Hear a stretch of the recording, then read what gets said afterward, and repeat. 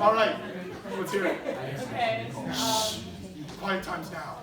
Last weekend, I was still skiing with friends, and then those friends and I went to Chicago for the St. Patrick's Day festivities, where we met my cousins, and all of us took the train home. I guess this isn't as fun. It was fun. And then on Sunday was actually St. Patrick's Day, and my family members have a large party, and I brought my friends.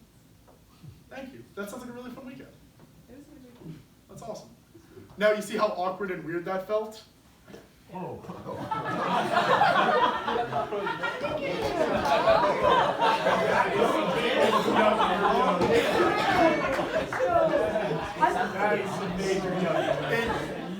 Spicy. It feels weird in just that, normally the way we talk about people, we say, oh, I was going with my friends, and then all of us, like, he did this, she did that, we went over to my aunt's house, like, that's just the way we describe these people. And so it's important to think of, like, since we are accepting of all groups at camp, like, that includes, we are an equal opportunity camps for men, women, other genders that I don't know because I'm not educated. And, it's important to acknowledge that the language we use, the language we use in everyday speak is gendered. And it's important to realize that, and it's important to acknowledge that, and it's important to keep that in mind when you're talking about things.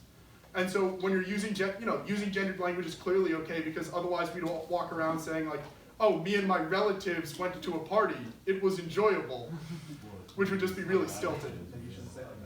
I feel like you're saying it. I feel like I would say those sentences. Well, I'm trying to prove a point. Of course I'm going to try to make myself seem right.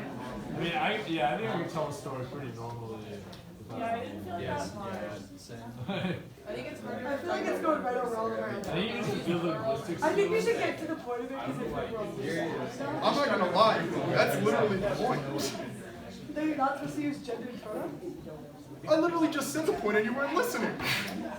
The point is you have to keep in mind that our language is gendered. Oh, okay. And that by keeping that in mind, you're going to keep in mind that, we are an equal opportunity camp, and that, not that we should avoid using gendered language and avoid using like he and she, but that it's important to keep in mind that some other language we have, like, describes people, and we want people to, we don't want people to be like, oh, like, this is, like, judging people like, oh, this is my sister. Like, you have preconceived notions about that, maybe. Just say, like, this is my friend. And they're like, okay, this is your friend. And then you understand, and, it clears the deck of all your biases. And that's all I got. And then we're supposed to watch an hour-long video. Are we actually? Wait, are we actually? We are?